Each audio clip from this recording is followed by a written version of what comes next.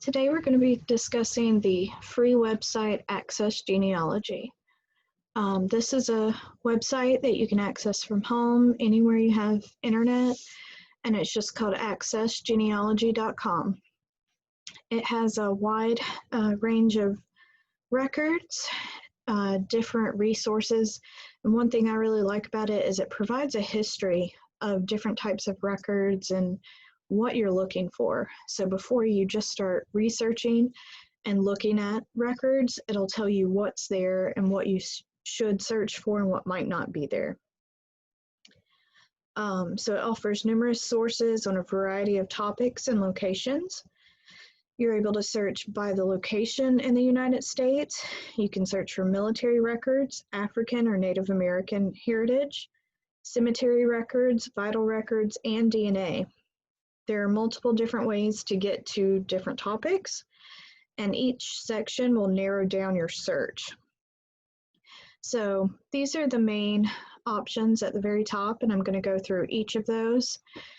But you can also get to each one of these by choosing a location first. So to begin with, this is the home page.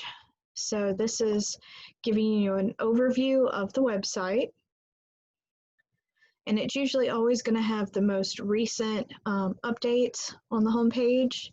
Because it is a free site, you're going to notice that it has ads in it, however.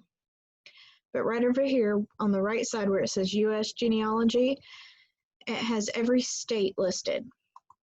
So one way you can get to records quickly is to just click on the state and then go down, and it will go ahead and show you the different types of records for each category for that state.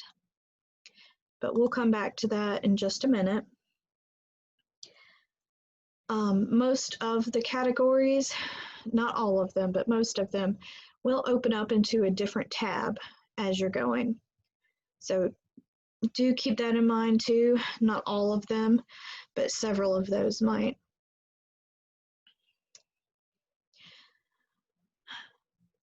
Sorry, I'm just looking right here at this new article and I'm noticing some of these families, and those are in this area that I'm researching, and that's a new record collection.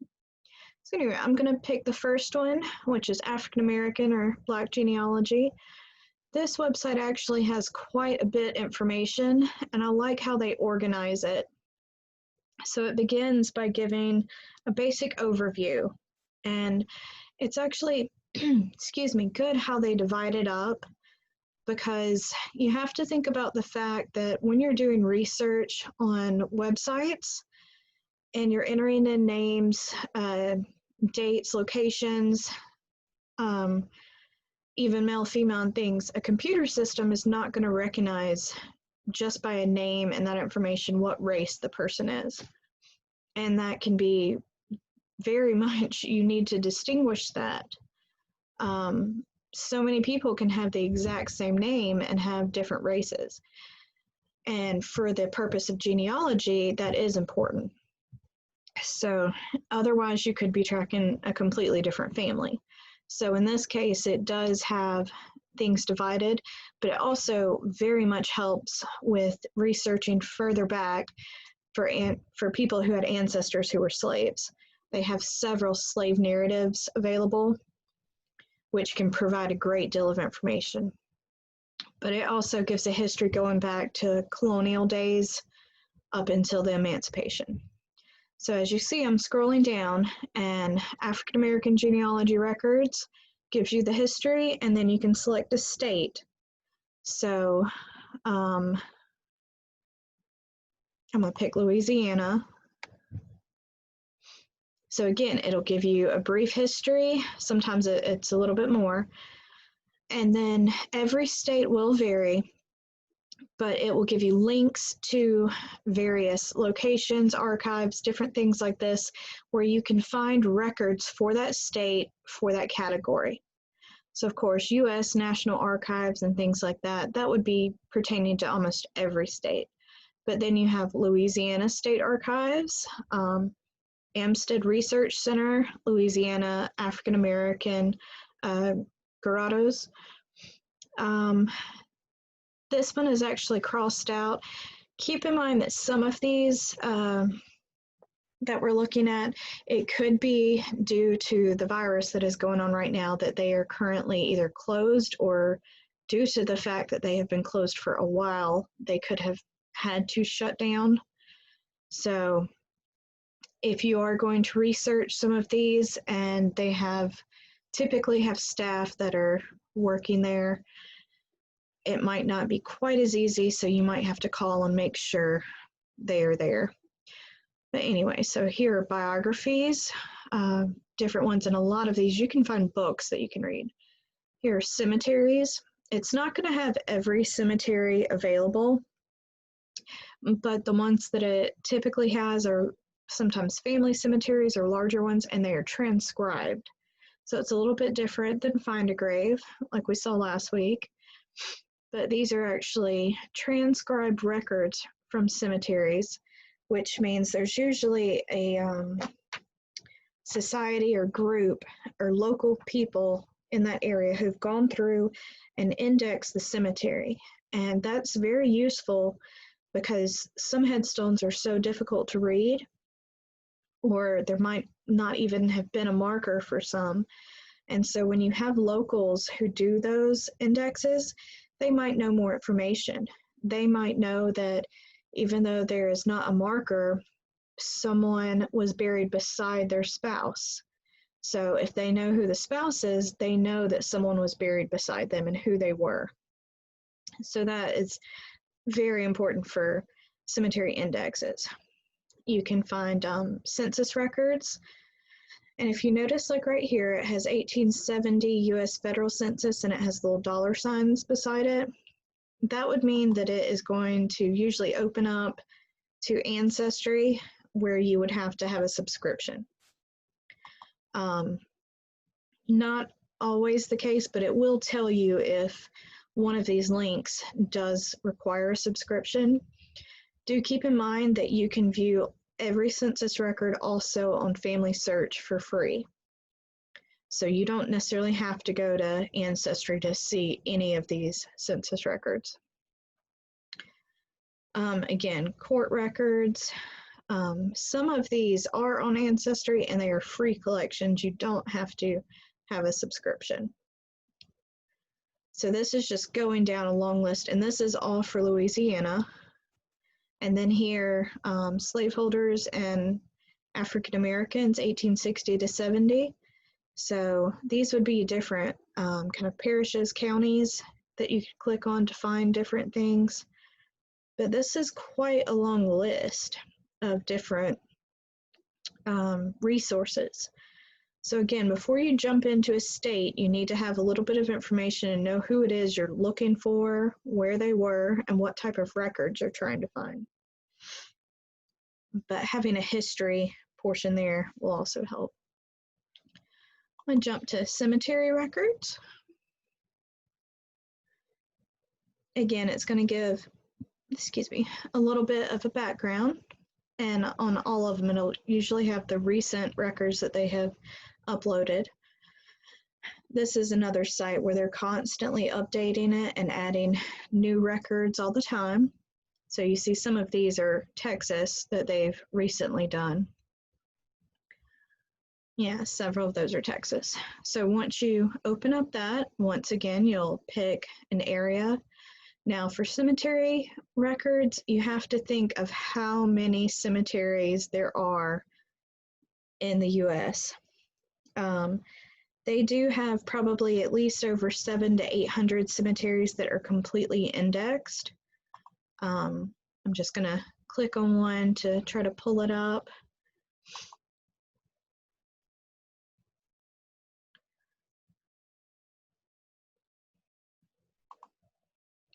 So you see right here, this is where it is transcribed. And so this is actually from GWAR or USGWarchives.net. So this was done in 1999, and it tells you where it was transcribed, who did it. And so what's interesting is they have the first name, the last name, middle initial, the birth, the death, and inscriptions. So if you've noticed on Find a Grave, a lot of times they don't necessarily have all of that information. So the people who've done this, and sometimes they'll have information in parentheses, so in case something was different or they couldn't quite read it, they would put more information. These are all in alphabetical order, but you see that is quite a lot of names. And that opened up a new tab right there. So we could go out and pick a different cemetery, and they're hosted by different places you can see.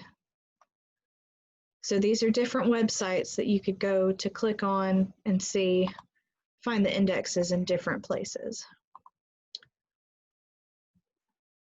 And each state will have things like that. Of course, even though you're going to find cemetery records for every state, that does not mean you'll find them for every county, unfortunately. So here we're going to jump to census records, which I know we've already gone over census records a little bit, but here is a much more brief history or kind of summary of the census record. Here you can find all of the blank forms for the census. Excuse me. These actually do open up to Ancestry, but you can find all of these on Ancestry Library. Actually, Ancestry Library, I believe Heritage Quest also offers them, but it's just the blank form that you can download. So that way when you're doing research, and especially on those early census records where they don't necessarily have the written columns at the top, you can fill it in on those blank forms. So again, you'll do census records, you'll pick a location, and it also has over here which ones they have uploaded recently. So let's pick a different state. So right here, it'll tell you special census records exist for Kentucky as follows. So I love this site when it comes to various records because every state has things that are special to them, unique. Not every state records records the same. So that'll tell you that Kentucky did start in 1790 taking the census schedule. Early census records were destroyed, but published tax lists serve as a replacement for the 1790 and 1800 census record, which is similar to Georgia. We don't have 1790, 1800, or 1810. 1820 is the earliest census that we have for Georgia, since the others were destroyed in a fire during the War of 1812. But we have tax lists, we have various records that we have been able to make substitution census records. So they also have an industrial and agricultural schedule, mortality schedules, which I showed in Heritage Quest, slave schedules, 1850 and 1860, Union veteran schedules, and notice it says only a partial schedule remains for the state consisting of 65 counties. So that means that they're also telling you that it's not available for every county because some of those have also been destroyed. And then they have a list of all of the counties. So it's telling you which ones are free, which one you might have to pay for. So see if it's by Ancestry, it'll say a 14-day free trial. 1810 census form. And when it says the census form, that's that blank page that they're talking about. Surnames, there's a census guide. So this is kind of like the census class I did. It's helping you understand the questions. And it goes through several of those. And it tells you kind of how to add up the people and how to recreate a family group on an 1810 census when all you really have are those little tick marks. You have a single name and then the little tick marks. So a lot of these you can go through and look at. Not all of them are going to be available for free, but you still need to check. And so that's going over several of the census records. And if nothing else, you can look through here and find the county you need, find the year you need, get a history of it. Some of these counties, you know, I've never heard of, but it will at least show you what is available. And even if they are saying it's hosted on Ancestry, you can then go to Family Search and pull up that census record and view it for free. And after census records, we're going to go to databases.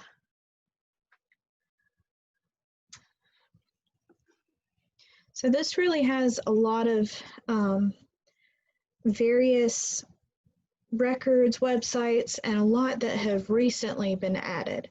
So this might look different every time you come here, really.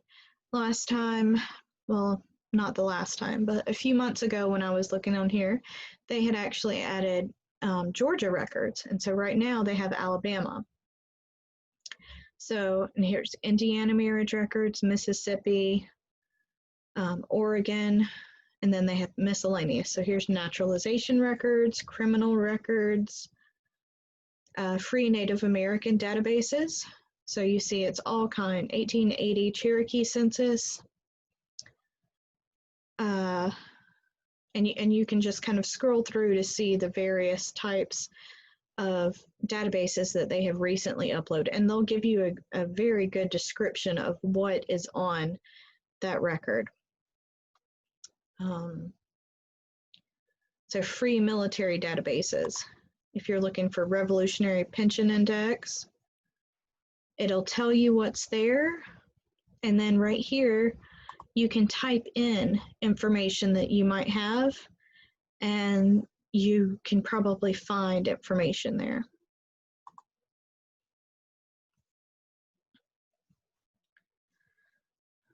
We're going to jump to DNA. This one they have actually updated quite a bit recently. So to begin with, it kind of just, it used to give you a complete overview of how DNA worked, but now they're talking more about DNA and genealogy. So how it can help you with your research and things like that. And then they start to talk about ordering a test, which test to get, why you would want one test over another, and so forth. And the articles on the DNA kits and DNA in general are further below that. So if you are completely new to DNA, you want to scroll down a little bit and go down to the genetic DNA. And this is where it will kind of tell you what it is. So it'll break it down and give you all the information, what is in your DNA, how the DNA kits test for this or that, how certain tests are more specific for men, some are more specific for women, how they do the different tests and everything. So this is the article you would want to read first before you just jump into the others. And of course they have an article on the different types of kits, different types of tests, how the testing occurs. One of the most common questions, can it tell if I'm Native American by taking a DNA test? And I cannot count how many times I have people coming saying, you know, oh, there's a Cherokee princess in my family, or so-and-so married Native American, but it's not showing up in my DNA.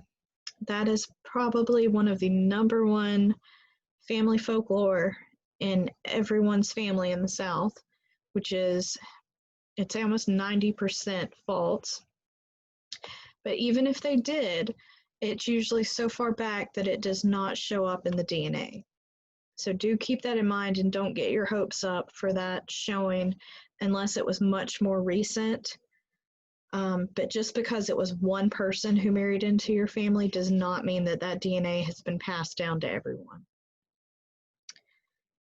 Don't want you to get too upset about that. I'm going to jump to military records. And for this one, it does have quite a bit of information. So starting at the beginning, it lists every war that was ever fought in the US, starting with the Indian Wars in 1614. So if you click on one of the wars, it will tell you who fought in it, how long it was fought, the reason it was fought, a wonderful history of why this war occurred, who it could have affected, what land might have been affected by it, why people might have had to move. So a wonderful history of each of these.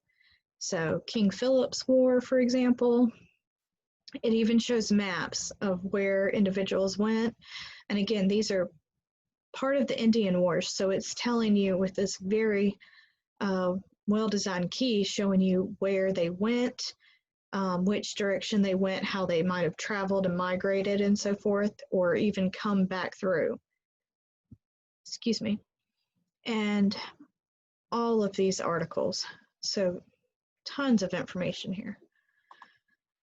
I'm one who I can normally remember life events, everything like that, but when it comes to battles and war, I am not very good at keeping up with every battle that a soldier was in and how many there were, especially with, say, the Revolutionary War, the War of 1812, because there were so many.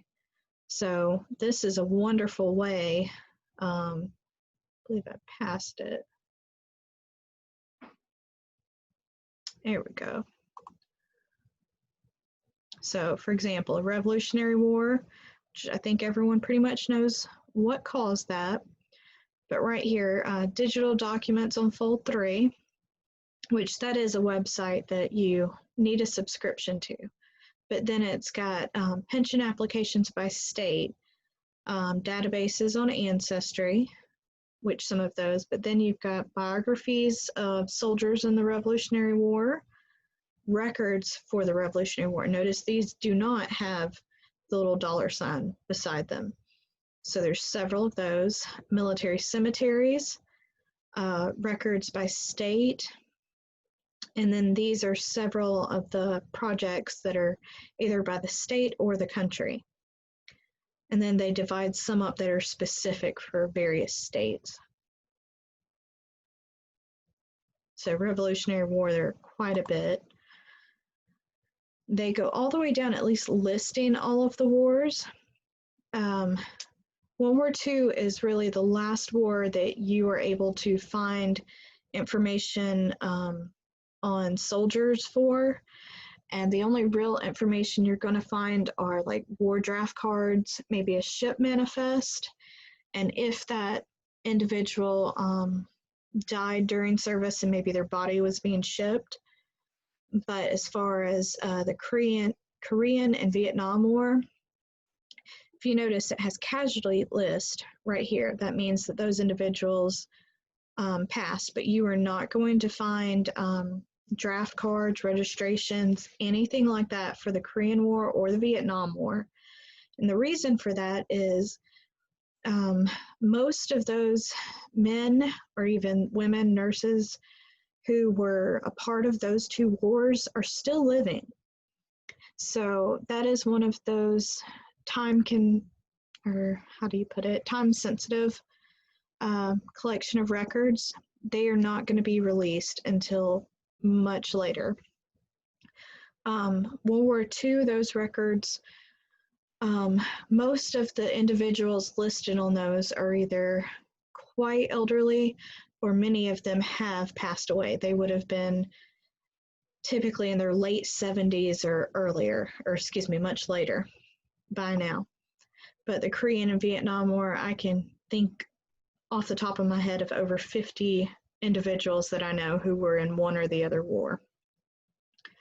So the only records you will find from those, even on Fold 3, are going to be those casualty lists.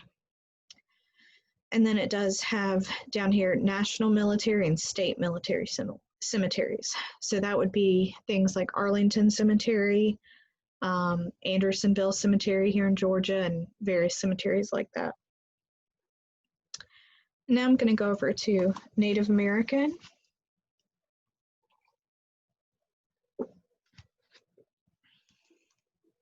Got to keep drinking a little bit over here. This site is also one of the most well-known free resources for Native American genealogy and history. So it begins by giving a brief history, but then if you see right here, it says Indian tribes of the United States. It will list every tribe of Indians, Native Americans that were here in the US. And it divides up.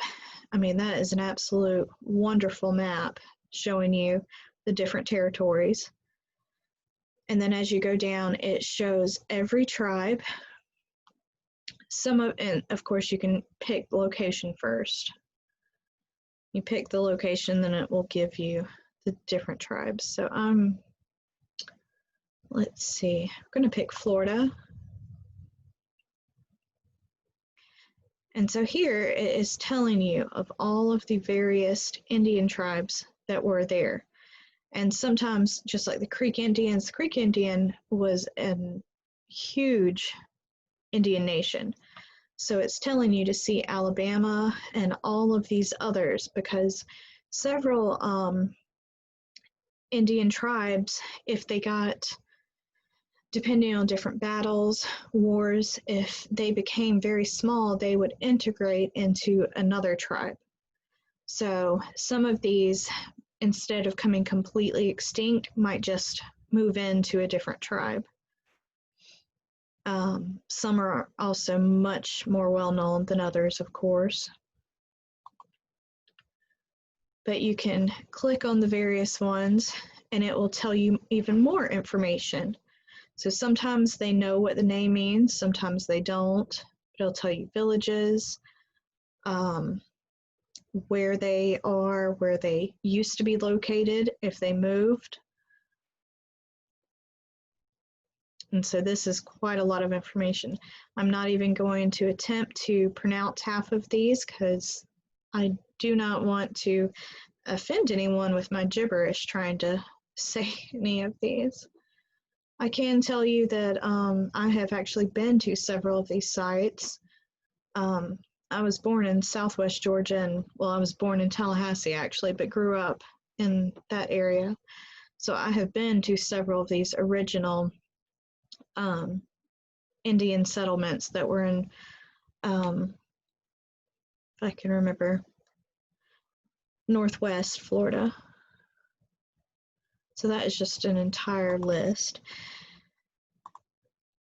And again, you can go pick any of these and it will list all of them, and then you can find more information. One, again, misconception, at least for this area, is the Cherokee Indians. So many people say that there was a Cherokee Indian in their family in the southern Georgia area. The Cherokee Indians were in Northwest Georgia, Northeast, but more so in North Carolina, Tennessee, and that portion. I think the reason that so many people have the misunderstanding is that in the 1820s, there was the Cherokee Land Lottery. And it was simply called that, but it was came about due to the Indian Removal Act, and it was technically the Creek Indians that were moved from Southwest Georgia, not the Cherokee, even though they were moved, but they were not moved from that same area. Another thing that you can find on under Native American, you scroll down a little bit. So they have the Indian tribes, they have Handbook of American Indians north of Mexico. free U.S. Indian census rolls that are available, Indian treaties.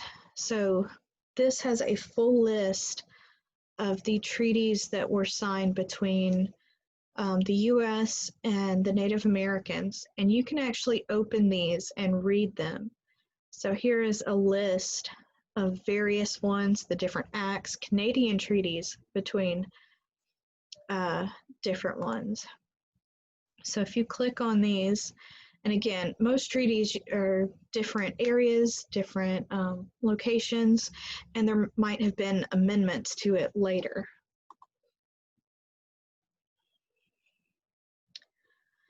So they do have it typed, so it's much easier to read. So they have all the articles typed up in it so that you can read all of this. And it has who signed it. And if you notice right here, it's got Mark. So you know that Native Americans, they probably did not understand half of the wording in this, which that was kind of the goal of the US at the time, is they didn't want them to understand everything. So if you do have Native American ancestors and something you have proven, you might want to read through these treaties to see if it might have anything that pertains to your family. But this is a wonderful website. Now we're going to go to the vital records. And everyone remembers what vital records are. They consist of birth, marriage, divorce, and death records. So a lot of these are going to be your older records, not so much today. But this will once again give you an overview, but it tells you where those vital records are maintained, which are at the county level, which are at the state level, talking about the Social Security Death Index, Death Master File, how many different types of records there are. The newer collections are going to be over here. And if you see, there's some British and Canadian records in here too. It's not all just specific to the US, but mostly. So you need to pick your location, because you'll search by state first, and then it will tell you, excuse me, when that state began keeping records. So I see right off the top, but unfortunately official records are available only for relatively recent periods. So this is a very quick guide to tell you if the records you are looking for are even available. So you want to know, was there a fire? Was something destroyed? And granted, these websites might not tell you everything is recent. Think about the hurricanes that just hit Louisiana, for example, at Lake Charles. That was something very recent, very unexpected, and with Mother Nature, there are so many things that get destroyed that the general public does not think about. We might think, or they might think today, just, modern records or computers, but all of those older records tend to get destroyed too, and not everyone has digital copies of them. So if you are planning a trip, if you are going somewhere to a courthouse or repository, call first, make sure you know those records are there. And once you get there, try to digitize anything that pertains to your family, because you don't know if it will be there again next time. So right here, it's telling you when the birth records were created, where they were kept, same for death certificates, death records, marriage records. Marriage records are usually kept at the county, but not every state does that. Notice it says Western States marriage record, or excuse me, marriage index. And of course, for divorce records, most divorce records are not available online. There's only a few places.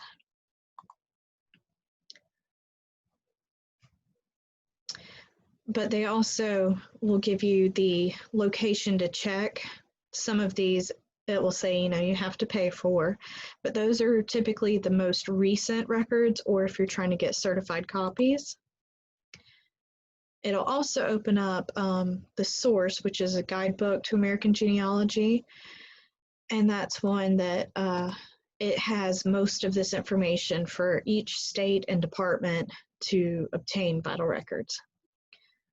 So each state, it has State of Maryland archives, ancestry, birth records, when they started, death records, marriage, and here they do have information on divorce records. So always check the states here when it comes to vital records, and you'll get various links for them. And recently, again, they have added all of these little features where you can follow them on so many social media sites. And I believe that's happened a lot more due to current situations going on. So I'm going to go back to just the home page. And we're just going to, excuse me, pick a state in general. So I picked Maryland. So it is always going to start with these topics up at the top and go kind of in order like that. So you have African American records. So the WPA slave narratives, which these are typically quite interesting if you can find a full narrative or interview instead of just small quotes. You get much better representation and such. So this has quite a long list. Look at that. That goes quite far. So these have many slave narratives. So if you had family in Maryland who might have been former slaves, you could come through here and they list all of their names. So you could come through here and simply look and see if you see an ancestor's name or even just a surname that might have been. And then within these narratives, they could have mentioned someone else who could be a relative. That is a lot. Beneath the underground, index to Maryland fugitives noted in William Still, the Underground Railroad. So all of these, legacy of slavery database, and again, this I believe it has to do with the Underground Railroad. So you can search for individuals, you can browse collections. Freedom records, so these are for counties, parishes, and different things like that. Slaves and free African Americans. A lot of these are going to open up to specific websites linked to the state, but I'm sure that these have a ton of links to assist with research. You see this is Western Maryland's Historical Library.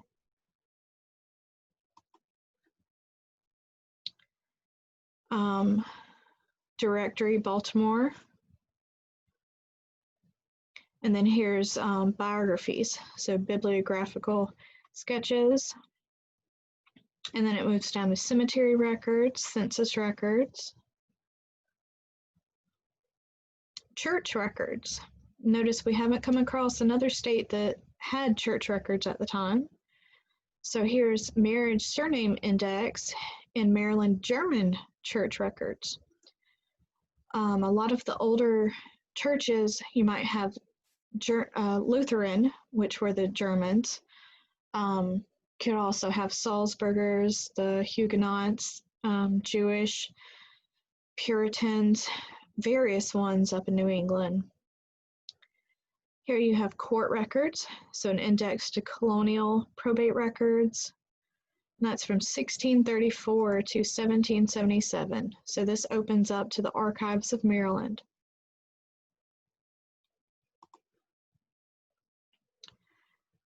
I mean, this is just a wealth of information. These are showing all types of different court records, minutes,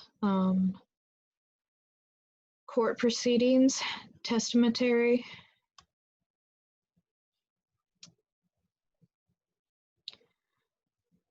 and here's county court records, Washington County, Maryland court records. Then you have directories, which directories are wonderful sources.